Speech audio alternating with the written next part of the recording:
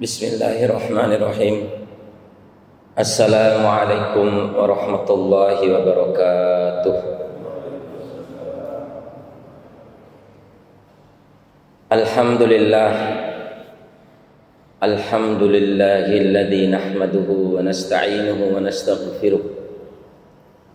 Wa na'udzu billahi min syururi anfusina wa min sayyiati a'malina. May yahdihillahu fala mudilla lahu wa may yudlilhu fala hadiyalah. Asyhadu an la ilaha illallah wahdahu la syarika lah wa asyhadu anna Muhammadan abduhu wa rasuluh la nabiyya wa la rasulahu ba'dah. Allahumma salli wa sallim ala sayyidina Muhammadin sallallahu alaihi wasallam wa ala alihi wa ashabihi wa man tabi'ahum bi ihsan ila yaumiddin. Qala Allah ta'ala fi kitabil karim ba'da a'udzu billahi minasy syaithanir rajim. Bismillahirrahmanirrahim. Ya ayyuhalladzina amanu taqullaha haqqa tuqatih wa la tamutunna illa wa antum muslimun. Ya Rahman, Ya Rahim, Ya Al-Hayyu, Ya Al-Qayyum, Ya Zal-Jalali wal-Ikram, Ya Rabbana lakal hamdu kama yanbaghi li jalali wajhika wa 'azimi sultanik. Allahumma salli wa sallim ala sayyidina Muhammadin sallallahu alaihi wasallam. Allahumma inna nas'aluka ilman nafi'an wa rizqan thayyiban wa 'amalan mutaqabbalan. Ya Allah, kami mohon kepadamu ilmu yang bermanfaat, rezeki yang baik, dan amal ibadah yang diterima di sisimu. Allahumma inna nas'aluka ilman nafi'an wa rizqan wasi'an wa shifaan min kulli da'in. Ya Allah, kami mohon kepadamu ilmu yang bermanfaat, wa rizqan wasi'an, dan rezeki yang luas, wa shifaan min kulli da'in, dan kesembuhan dari seluruh penyakit yang kami alami. Allahumma inna nas'aluka ilman nafi'an wa na'udzubika min ilmin la yanfa'. Ya Allah, kami mohon kepadamu ilmu yang bermanfaat, dan kami berlindung kepadamu ya Allah dari ilmu yang tidak bermanfaat. Jemaah salat maghrib yang mudah-mudahan Allah rahmati, alhamdulillah kita banyak bersyukur kepada Allah Subhanahu wa taala. Wa ma lakum min nikmatin fa min Allah. Seluruh nikmat yang kita terima, yang kita rasakan, yang kita peroleh, seluruhnya itu adalah dari Allah Subhanahu wa ta'ala. Saking banyaknya nikmat Allah, wa in ta'uddu nikmatallahi la tuhsuha. Saking banyaknya nikmat yang telah Allah limpahkan kepada kita ini, sampai Allah mengatakan sekali-kali kalian tidak sanggup untuk menghitungnya. Saking banyaknya nikmat tersebut. Fadkuruni adkurkum washkuruli wala takfurun. Adkuruni, maka hendaklah kalian mengingatku, niscaya aku akan lebih mengingat kalian. Washkuruli wala takfurun, dan bersyukurlah atas seluruh nikmat itu kepadaku, wala takfurun, dan jangan sekali-kali kalian mengingkari atau mengkufuri seluruh nikmat yang aku berikan. Salawat dan taslim kita sampaikan kepada junjungan Nabi besar kita Muhammad sallallahu alaihi wasallam, kepada para sahabatnya, kepada para tabi'in, dan kepada orang-orang yang senantiasa istiqomah di atas mengikuti jejak dan perjuangan beliau sampai akhir zaman nanti. Jamaah salat maghrib yang mudah-mudahan Allah rahmati, alhamdulillah kemarin atau pada pertemuan yang kemarin kita telah membahas sampai 2 kali pertemuan tentang surah Al-Kafirun. Panjang lebarnya sudah saya jelaskan, bagaimana asbabun nuzulnya dan bagaimana syarahnya dengan rujukan dan maroji yang sudah saya sampaikan. Alhamdulillah, dengan nikmat yang Allah berikan kita telah selesai membahas surah Al-Kafirun. Dan insya Allah dengan daya dan kekuatan dari Allah, la haula wa la quwata illa billah, masya Allah la quwata illa billah, di malam hari ini kita akan coba berusaha untuk membahas surah Al-Kautsar. Surah Al-Kautsar. Jemaah sekalian yang mudah-mudahan Allah rahmati, surah Al-Kautsar ini surah yang paling pendek di antara surah-surah yang ada dalam Al-Quran. Ada beberapa surah yang ayatnya cuma 3 ayat. Pertama yakni surah Al-Asr, yang kedua adalah surah An-Nasr, kemudian yang ketiga adalah surah Al-Kautsar. Tapi yang paling pendek di antara 3 surah ini yakni surah Al-Kautsar, yang jumlah katanya cuma 10 kata, kemudian jumlah hurufnya 42 huruf. Ini surah Al-Kautsar. Kalau surah An-Nasr itu jumlah jumlah katanya 17 kata, sementara jumlah hurufnya 65 huruf, ya. Ya, lebih panjang lagi kalau surah Al-Asr, wal Asr, ya. Lebih panjang lagi, ya. Jadi yang paling pendek surah ini ditinjau dari jumlah kata dan jumlah hurufnya di dalam Al-Qur'an itu hanya surah Al-Kautsar. Nah, kenapa surah Al-Kautsar ini pendek? Karena memang banyak diminati oleh dai. Ain bacakan contoh, cukup surah Al-Kautsar. Rata-rata surah yang paling banyak dai pilih itu kalau tidak Al-Ikhlas, ya Al-Asr, kemudian An-Nasr, kemudian Al-Kautsar. Ya, inna a'tainakal kautsar fasholli li rabbika wanhar inna syani aka huwal abtar. Selesai. Ya. Ya. Ain contoh imam, ya. Baca surah Al-Ikhlas, baca surah Al-Kautsar, baca surah An-Nasr, ya. Tidak apa kita tu nama, masya Allah. Jemaah sekalian yang mudah-mudahan Allah rahmati, ada mukadimah yang luar biasa yang disampaikan oleh Imam Ibnu Taimiyah. Ketika membahas surah ini, Imam Ibnu Taimiyah mengatakan, masya Allah, dari Abu Sa'id Al-Khudri, dari Abu Sa'id Al-Khudri, ketika Abu Sa'id Al-Khudri ini memasuki rumah Nabi sallallahu alaihi wasallam dan beliau menempatkan tangannya itu di atas badan Nabi sallallahu alaihi wasallam. Dan Abu Sa'id Al-Khudri mengatakan, saya merasakan panas yang luar biasa di tangan saya akibat panas yang dialami oleh Nabi Muhammad SAW. Karena itu Nabi SAW merasakan sakit yang luar biasa ketika di akhir kehidupannya, mau dicabut nyawanya.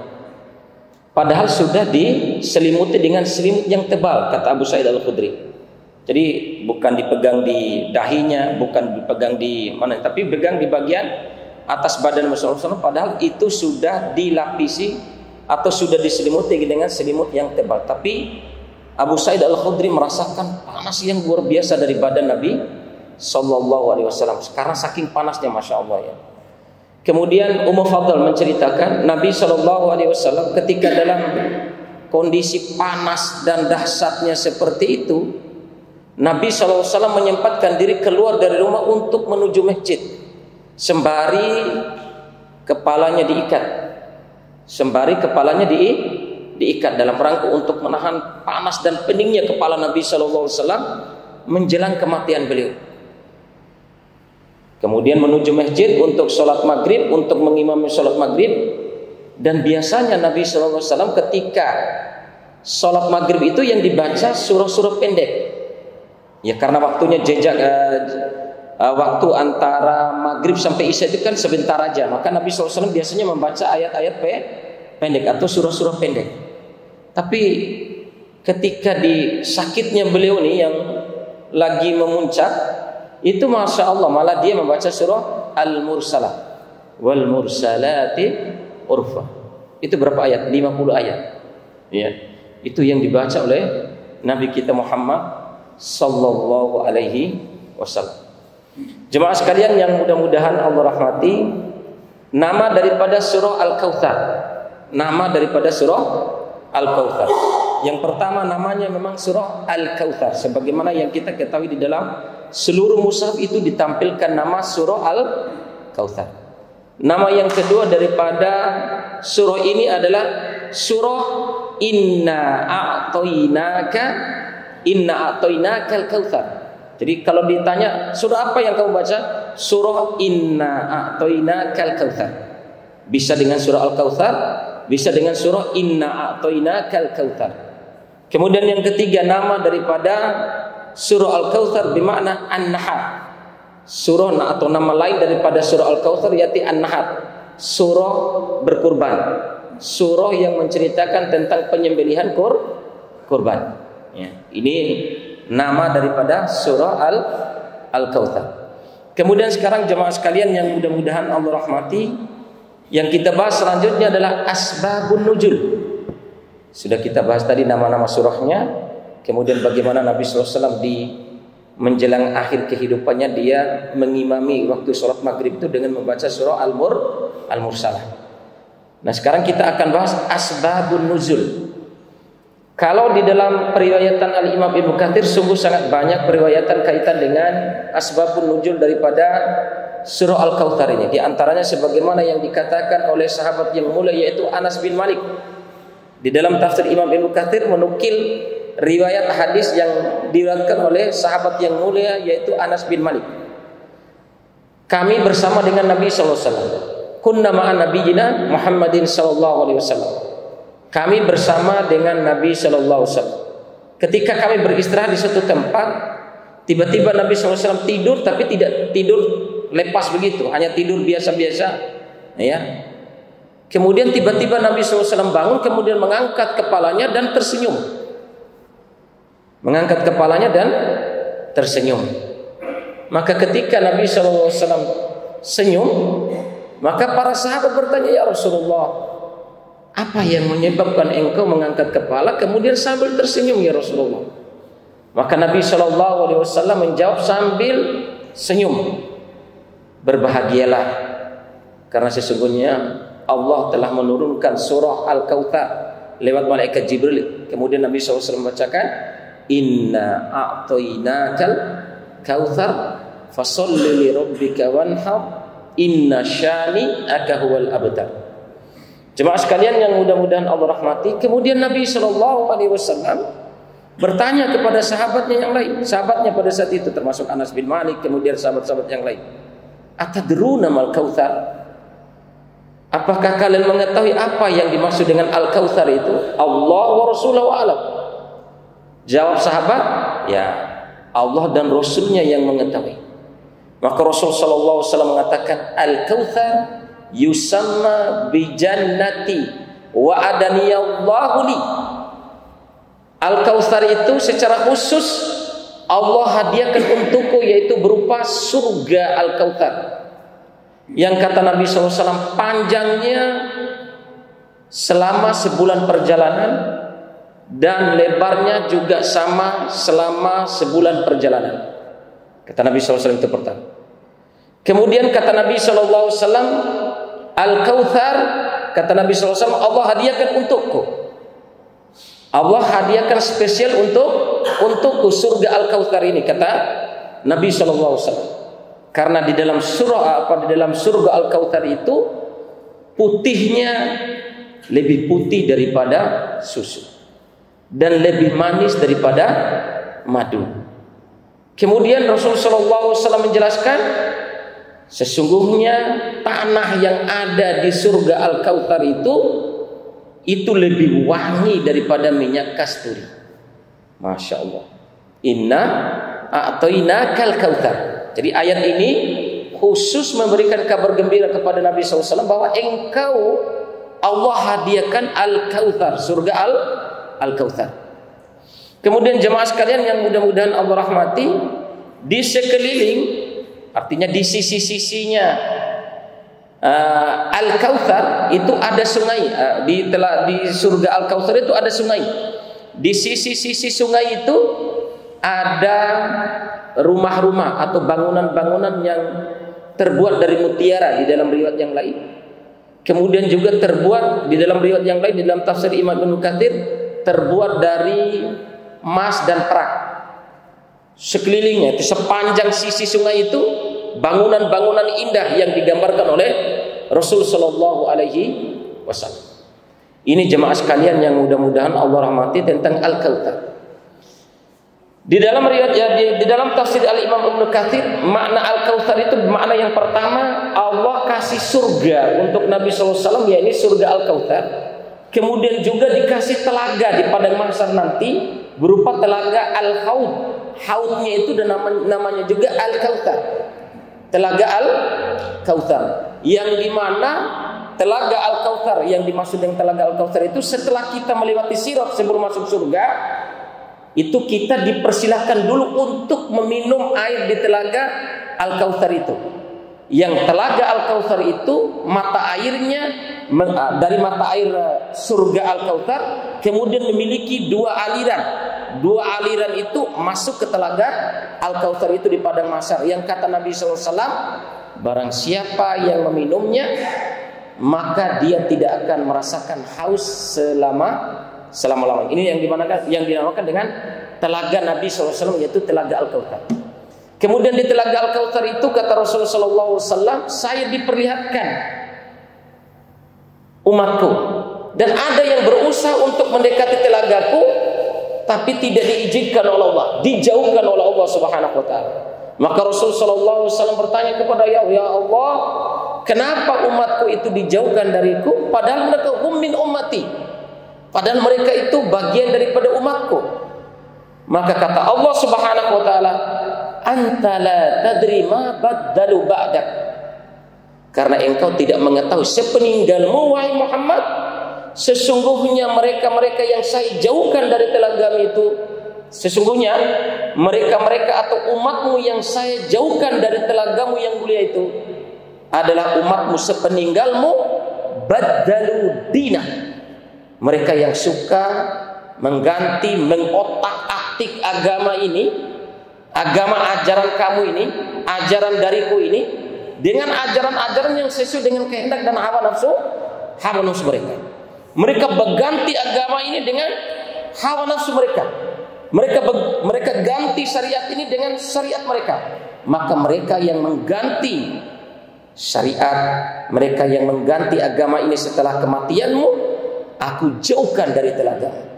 Maka Nabi SAW mengatakan, fasuhqan, kata Nabi SAW, sungguh celaka, sungguh rugi, kata Rasulullah SAW, man baddala ba'di, siapa yang selalu mengotak-atik, mengganti-ganti agama Allah Subhanahu wa taala setelah peninggalanku, kata Nabi sallallahu alaihi wasallam.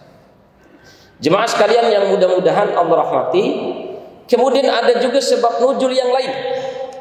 Asbabun nuzul yang lain, inna a'tainakal kautsar, sesungguhnya kami telah memberikan kepadamu wahai Muhammad nikmat yang begitu banyak.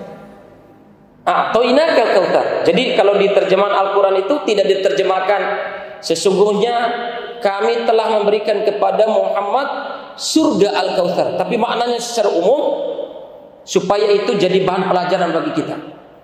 Inna a'tainakal kautsar, sesungguhnya kami telah memberikan kepada Muhammad dan kepada umatmu Al-Kautsar, nikmat yang sungguh sangat banyak. Jadi kalau di dalam mukadimah saya tadi saya sampaikan wa in ta'uddu ni'matallahi la tuhsuha. Jika kalian coba-coba atau berusaha untuk menghitung banyaknya nikmatku, la tuhsuha, sekali-kali kalian tidak sanggup untuk menghitungnya. Maka Allah ingatkan, saya telah memberikan kepada kalian wahai manusia, wahai Muhammad, wahai seluruh manusia, wahai orang-orang Islam, wahai pengikut Muhammad SAW, seluruh nikmat di dunia ini kepada kalian.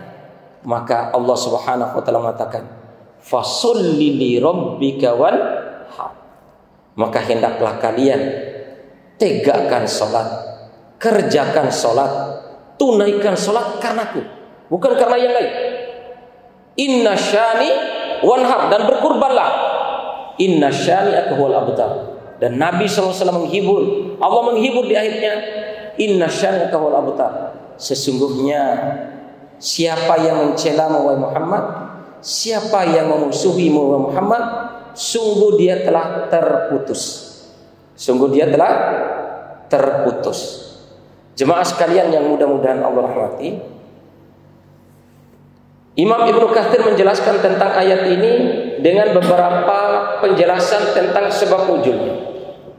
Ayat ini diturunkan untuk menghibur Nabi sallallahu alaihi wasallam di saat orang-orang Quraisy ini menghina, mencela, mempermainkan Nabi sallallahu alaihi wasallam, bahkan ingin membunuh Nabi sallallahu alaihi wasallam.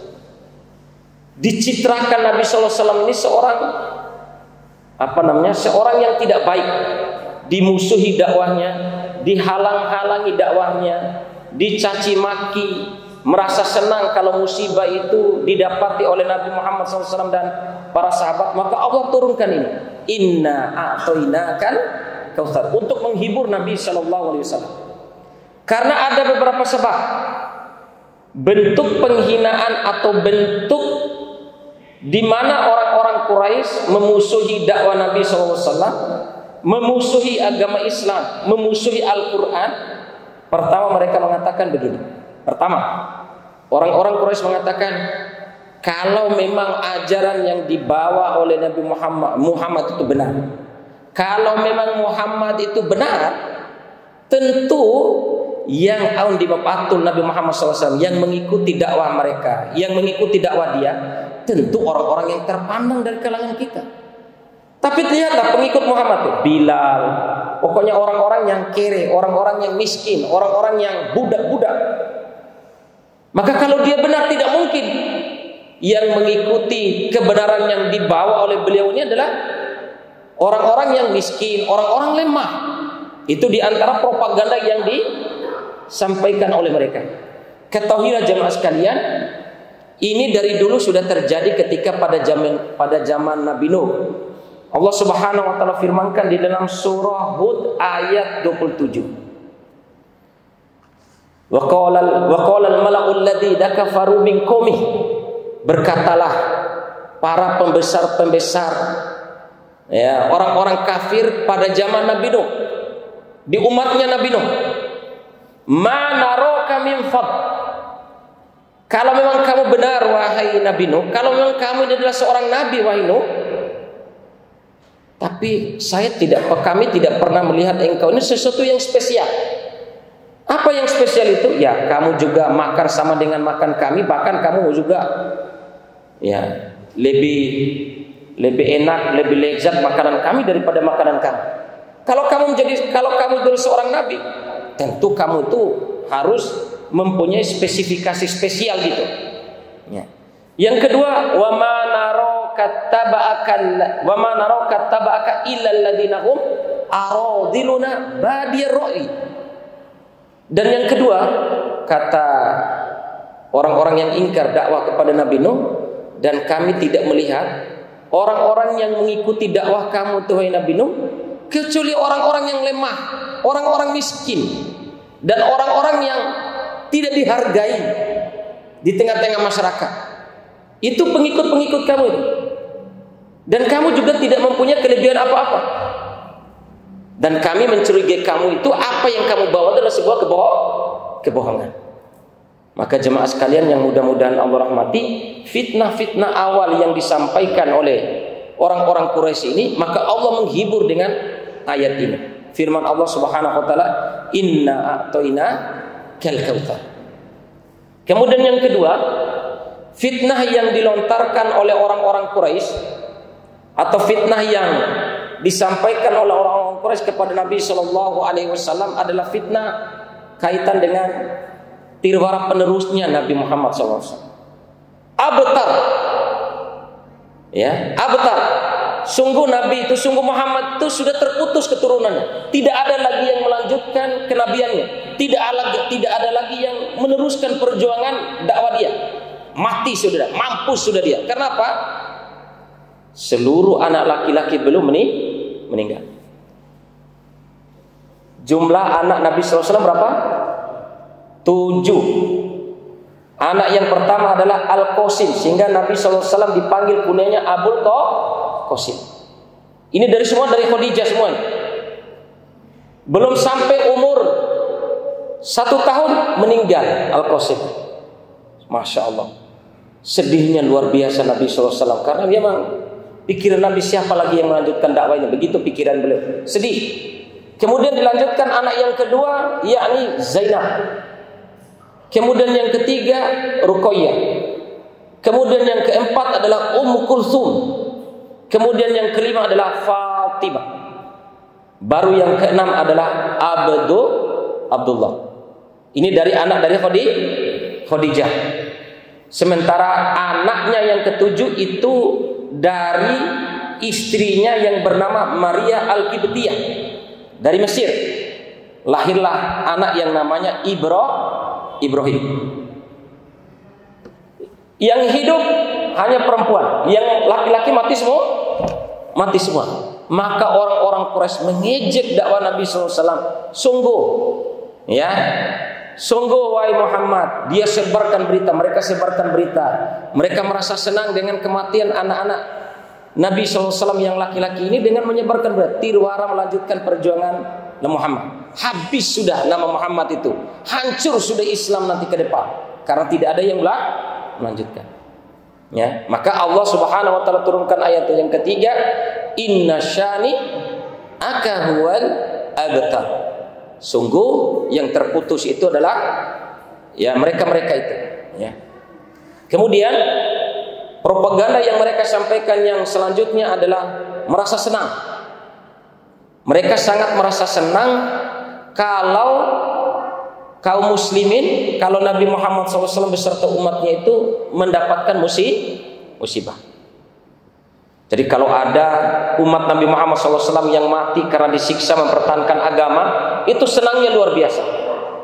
Mereka sangat senang kalau pada waktu pertemuan untuk membunuh Nabi SAW sebelum hijrah, senangnya luar biasa. Karena ini adalah akhir daripada perjuangan dakwahnya. Tidak ada kelanjutan dakwah nanti. Matinya Muhammad dan umat-umatnya atau pengikut-pengikutnya sudah pada berhijrah. Jadi mereka merasa senang kalau musibah itu menimpa kaum muslimin dan menimpa Nabi sallallahu alaihi wasallam. Maka Allah turunkan ini.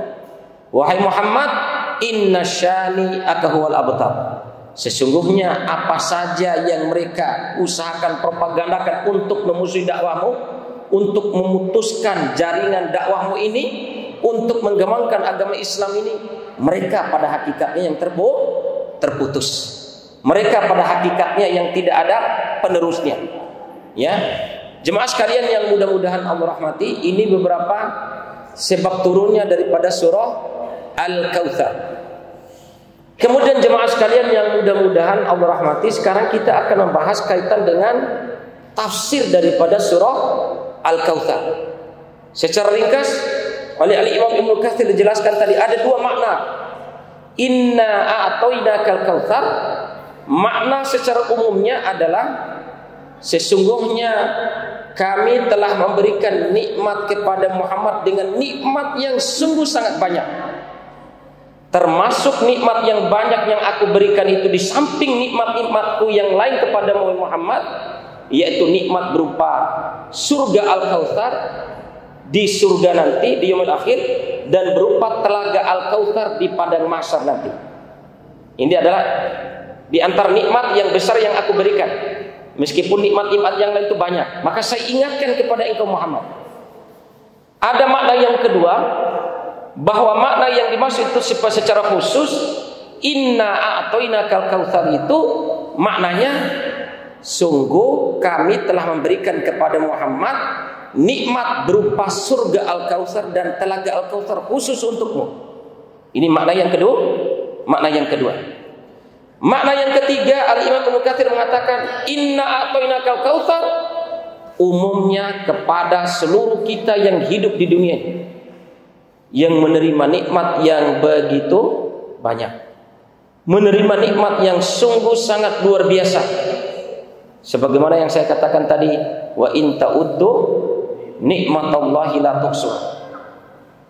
Maka dengan nikmat yang banyak yang aku berikan kepada kalian ini, kata Imam Ibnu Katsir, hendaklah kalian mensyukurinya. Kalau di dalam buku Minhajul Muslim karangan Abu Bakar Jabir Al-Jazair, mensyukuri nikmat Allah pertama kali itu adalah alhamdulillah, memuja dan memuji Allah Subhanahu wa taala. Sering Mada sampaikan dari dulu, ketika antum selesai sholat, alhamdulillah. Ketika antum nikmat dalam makan, alhamdulillah. Nikmat apa saja, ucapkanlah alhamdulillah. Nikmat, segala nikmat, bukan hanya nikmat duniawi, bukan hanya nikmat apa saja. Antum bisa bacaan Al-Quran, Setelah selesai baca Al-Quran 1 juz sehari, ucapkan alhamdulillah. Allah akan tambah nikmat itu sehingga antum dan kita ini bisa lebih banyak lagi untuk membaca Al-Quran. Alhamdulillah ya Allah, kami bisa melaksanakan sholat maghrib secara berjamaah.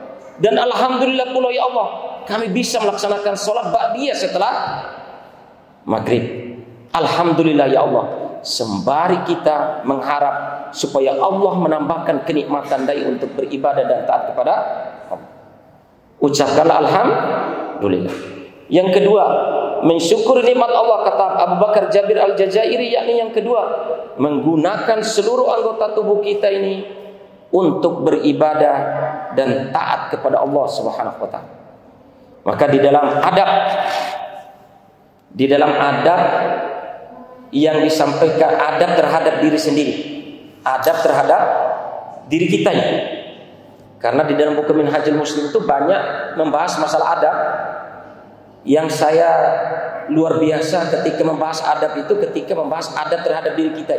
Karena kita ini masing-masing memiliki diri kita ini, diri kita. Adab terhadap diri kita itu yang pertama adalah at-taubah.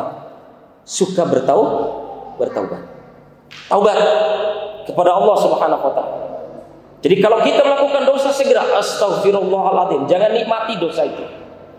Astaghfirullah wa atubu ilaih. Astaghfirullah wa atubu ilaih.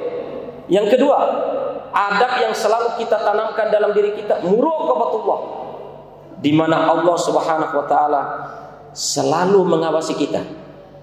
Hayyun qayyum. Allah Maha hidup dan selalu mengawasi kita. Saking Allah Maha mengawasi kita, la ta'khudhu sinatun wa la naum. Tidak pernah ngantuk, apalagi tidur.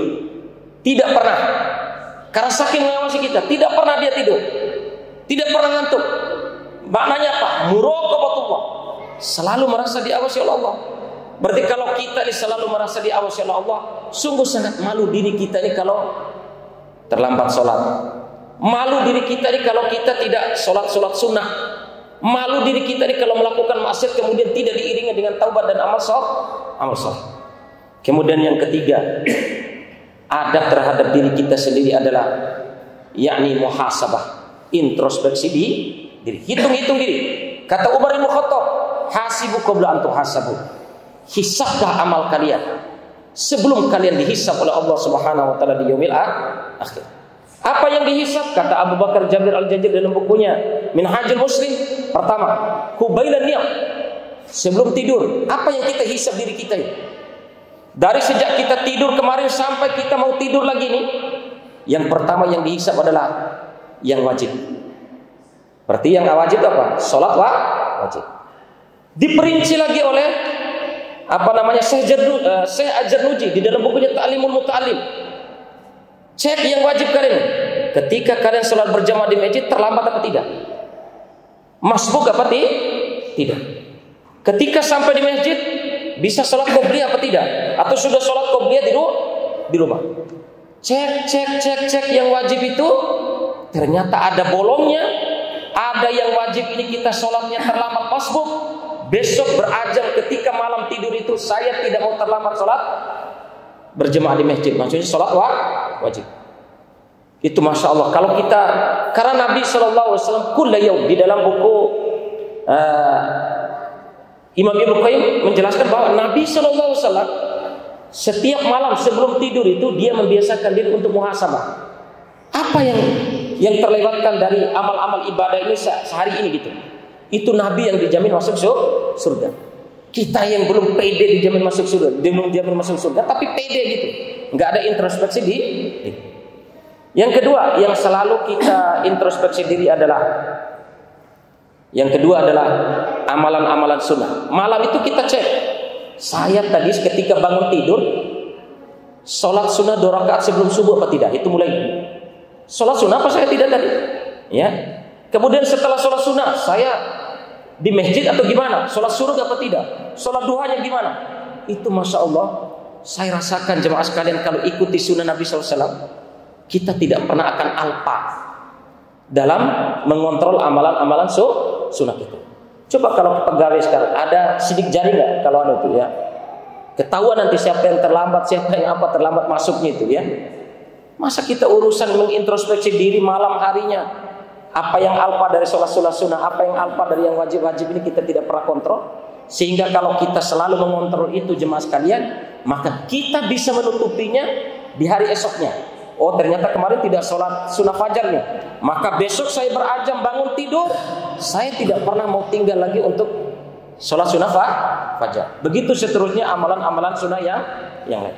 Yang ketiga, yang kita adab terhadap diri kita sendiri, yang ketiga adalah apa namanya? Yang kita perlu introspeksi diri adalah taubat.